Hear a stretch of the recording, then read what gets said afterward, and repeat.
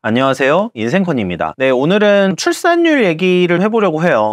예전에도 한번 다룬 적이 있었는데 저도 출산율은 심각한 문제라고 생각을 하고 있어서 한번 다뤄보려고 합니다. 최근에 2023년 11월 출산율 통계가 나왔는데 17,531명이 태어났어요. 그래서 또다시 역대 최저치를 기록을 했습니다. 그리고 11월 기준으로는 처음으로 18,000명대가 깨졌다고 하고 있어요. 그리고 이 흐름이 한동안은 지속되지 않을까 생각을 하고 있는데 12월 출생아까지 역대 최저치를 기록을 하게 된다면 당연히 출산율은 0.6명대가 되지 않을까 지금 짐작이 되고 있습니다. 최근에 제가 아기가 태어났어요. 그나마 출산율이 조금이라도 기여를 한 것 같아서 감사는 한데 개인의 삶으로 봤을 때는 끔찍한 미래가 찾아오고 있는 거 아닌가. 그리고 저는 아이를 낳았으니까 제 아이가 미래의 20년, 30년 후에 겪을 일들에 대해서 생각을 해보게 되더라고요. 물론 원래도 많이 관심을 갖고 있었지만 그래서 이야기를 나눠보려고 합니다. 과거에 출산율 관련 영상을 올렸을 때는 개인의 관점에서 생존할 방법에 대한 얘기를 많이 했었어요. 그래서 외국어 공부라든지 외국에서 생존할 수 있는 기술이나 능력을 갖추는 게 중요하다 이렇게 말씀을 드린 적이 있었고, 또 자주 강조하는 돈 이야기가 중요하죠. 그러니까 이 공부 능력, 기술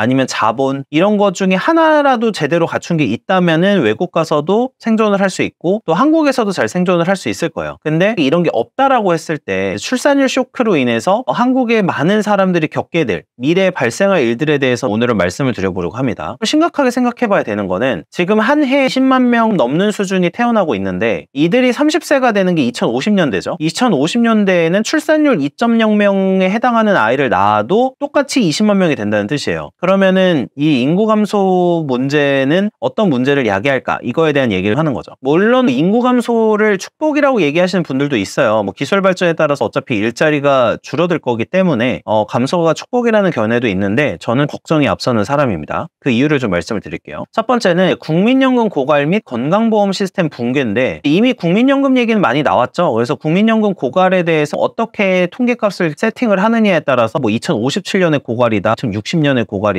아니면 이거보다 더 빠르게 고갈이다, 여러 얘기가 나오고 있어요. 그리고 연금개혁에 대한 이야기를 해야 되는데 총선에서도 연금개혁이 도마 위에 올라갈지는 잘 모르겠어요. 사실 이게 표가 되는 이야기는 아니기 때문에. 그리고 또 건강보험 시스템에 대해서도 좀 말씀을 드리고 싶은 게, 아무래도 건강보험 시스템에 대해서는 의사분들이 영상을 많이 찍으셨더라고요. 그래서 자세한 이야기는 생략을 하겠지만 아시다시피 건강보험 재정도 사실상 적자 재정으로 돌아서고 있고 그런 지가 오래됐습니다. 우리나라처럼 사실 병원에 쉽게 방문하고 진료를 받을 수 있는 나라는 저는 굉장히 드물다고 생각을 해요. 근데 사람들이 이런 생각을 해요. 현재 누리고 있는 각종 인프라가 너무나 당연하고 내가 나중에도 받을 수 있을 거야 라고 생각을 하는 부분이 있는데, 현재 누리고 있는 각종 인프라는 절대 당연한 게 아닌데도 사람들은 서비스나 복지가 영원할 거라고 생각을 많이 하시는 것 같아요. 건강보험 재정을 사실 충당할 방법은 건강보험료 요율을 올리는 것밖에 없잖아요. 이거는 결국에 직장인이나 사업자들에게서 이제 계속 더 많이 걷어야 되는 부분이고, 의료 이용은 다른 나라에 비해서 훨씬 더 높고 접근성이 현재는 용이하지만 출산율 붕괴로 인해서 당연히 보험료를 낼 사람들은 줄어들고 이를 이용할 사람만 계속 늘어나고 있는 상황이어서 결국에는 이 건강보험 시스템은 붕괴되지 않을까라고 저는 조심스럽게 생각을 해봅니다. 그리고 더 큰 문제가 실손보험인데 건강보험 시스템과 연동이 돼 있어요. 건강보험에서 지급한 돈은 빼고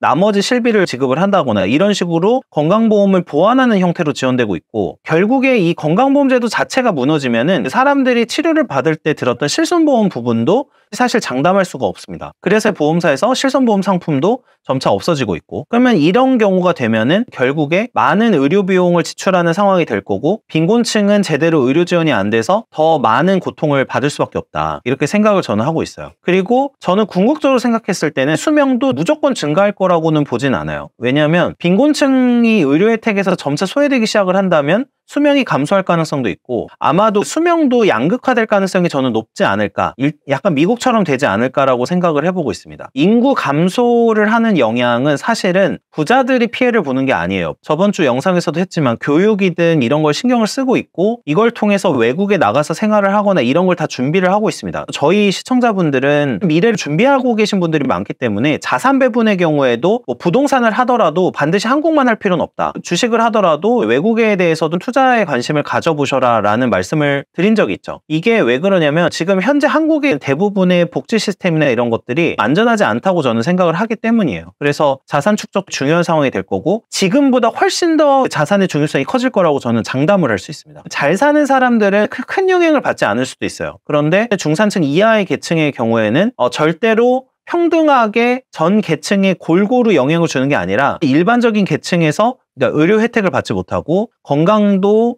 지키지 못하는 그런 현상들이 계속 벌어질 거다라고 저는 생각을 하고 있습니다. 그리고 연금 관련해서는 연금은 너무 뻔한 미래죠.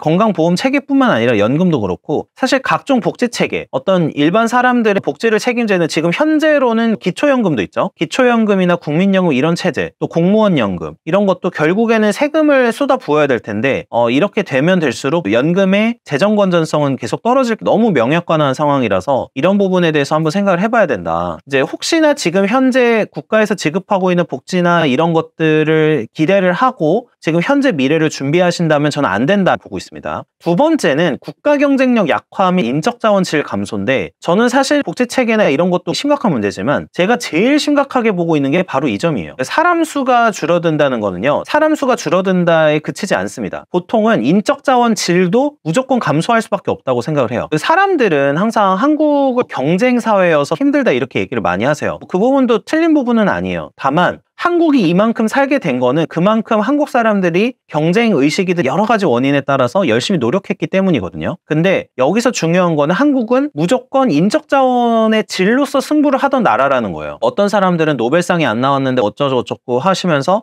인적 자원의 질이 낮다라고 얘기하시지만 실제로 외국에서 살아보시거나 외국에서 조금이라도 생활을 해보신 분들은 한국의 인적 자원의 질이 꽤 높은 편이라는 걸 알고 계실 거예요. 근데 문제는 이 인적 자원 질 자체가 계속 감소할 가능성이 높고 제가 알기로는 이미 초중고 그리고 대학교 지금 20대 초중반부터도 인적 자원 질이 많이 떨어져 있는 상황이라고 저는 알고 있어요. 기본적인 학력, 어떤 문해력, 또 사고 능력 이런 게 감소하고 있다라는 추세로 저는 보이거든요. 그럼 인적 자원 질이 감소하면은 어떤 게 안 좋아지느냐? 인적 자원 질이 전반적으로 감소하면은 한국 내에서의 경쟁력은 유지되겠죠. 어차피 상대평가니까. 근데 문제는 뭐냐면 한국은 내수로 먹고 사는 나라가 아니라는 점이에요. 국가 내에서 산업 생산하고 소비로 발생하는 부가가치보다 지금 현재 한국은 수출을 통해서 발생하는 부가가치가 훨씬 큽니다. 근데 인적 자원 감소를 하게 되면은 인적 자원의 질이 약화되면서 결국에는 이런 국가 경쟁력이나 수출 경쟁력이 떨어질 가능성이 높다고 보고 있어요. 그러면 당연히 국가 전반의 부가 감소할 거고 전반적으로 가난해질 우려가 심각하다라고 생각을 하는 거죠. 수출에 있어서 다른 나라들과 경쟁이 어려워지겠죠. 유망한 인재들이나 조금 능력이 있는 인재들은 한국을 떠날 가능성이 매우 높다라고 생각을 하고 있습니다. 왜냐하면 전반적인 인재의 질이 감소하면요.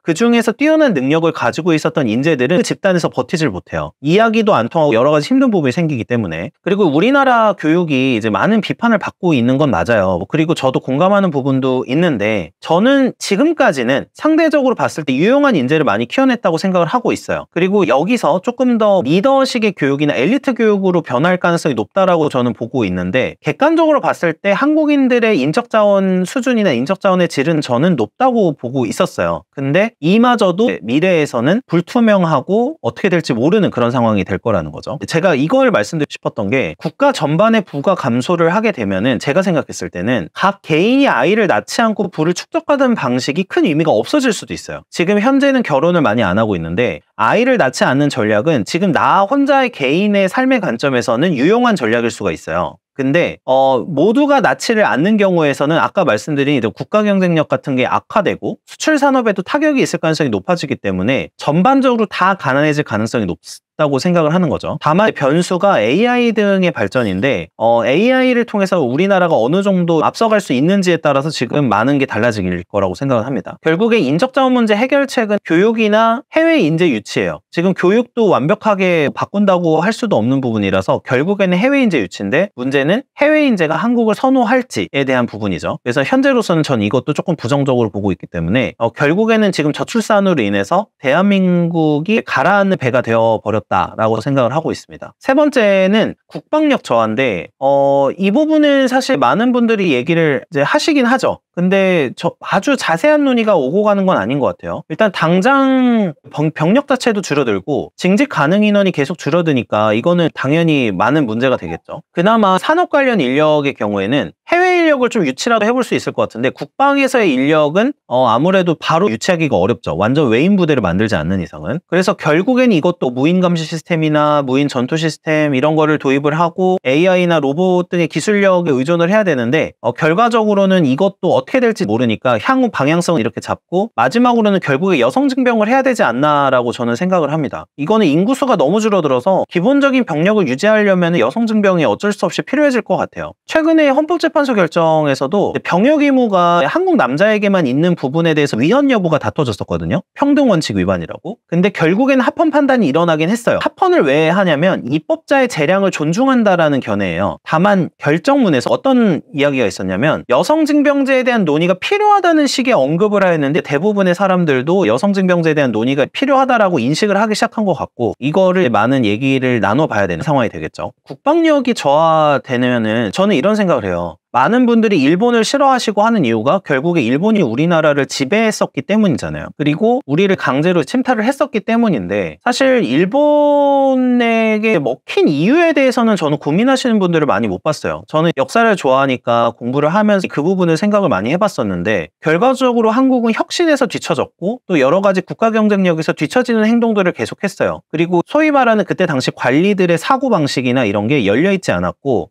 굉장히 폐쇄적으로 조선이라는 나라가 운영이 됐었기 때문에 국방력이 저하되고 국가 경쟁력이 저하가 됐었거든요. 근데 일본을 그렇게 싫어하시면서도 결과적으로 다른 나라에게 지배를 당할지도 모르는 나라로 향하고 있는 현재 상황에 대해서는 그 방식으로 생각하지 않으시는 거예요. 국가가 약해지고 하면은 외세에서는 침입을 할 가능성이 점점 높아지는 거거든요. 우리가 일제시대에 일본을 그렇게 싫어하면서도 정작 일본한테 왜 우리가 지게 되었고 지배를 당하게 되었는지에 대해서는 고민을 별로 안 한다. 그리고 결국에 본질적인 이유는 국가의 힘이 약해졌기 때문인데 그 부분에 대해서는 논의하지 않고 대부분 일반 국민분들에게 일본은 나쁜 나라야 이런 부분만 얘기를 하는 것 같아서 저는 좀 안타까운 부분도 있고요. 결과적으로 어쨌든 국방력이 저하가 되면 이런 위험성이 점점 높아지겠죠. 마지막 혁신의 어려움인데 슬픈 이야기긴 한데 이런 부분을 생각을 해보게 됐어요. 아직은 저도 젊은데 조금씩 시간이 지나면서 새로운 사고를 하거나 새로운 도전을 하는데 점점 망설이게 되더라고요. 저보다 나이가 드신 분들은 저랑 얘기하실 때 그런 얘기를 하시는 분들이 있었는데요. 과거에 한국은 혁신을 하는 나라였다고 생각해요. 제조업이나 정보통신, 그러니까 IT 쪽도 한국이 굉장히 잘 해왔고 근데 문제는 이렇게 혁신을 창조하려면 기본적으로 젊은 층이 계속해서 수혈이 돼야 된다고 저는 생각을 하거든요. 근데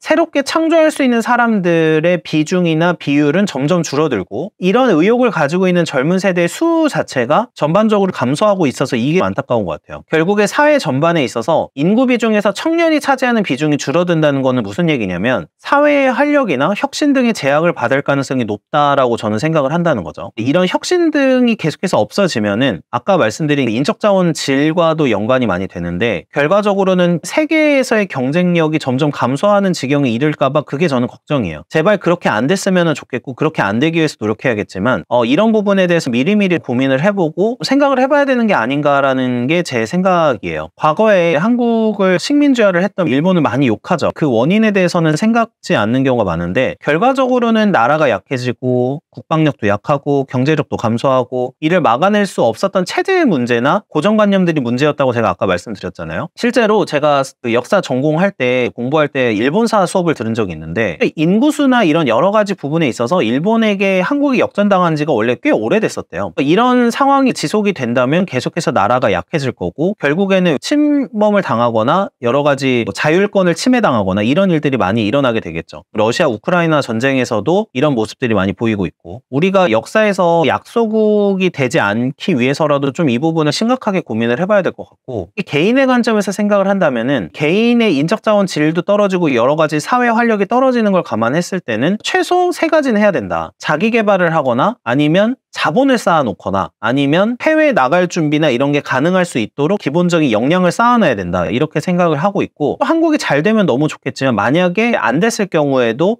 대비를 할 수밖에 없지 않은가 저는 생각을 좀 해봤습니다. 네, 시청해주셔서 감사합니다.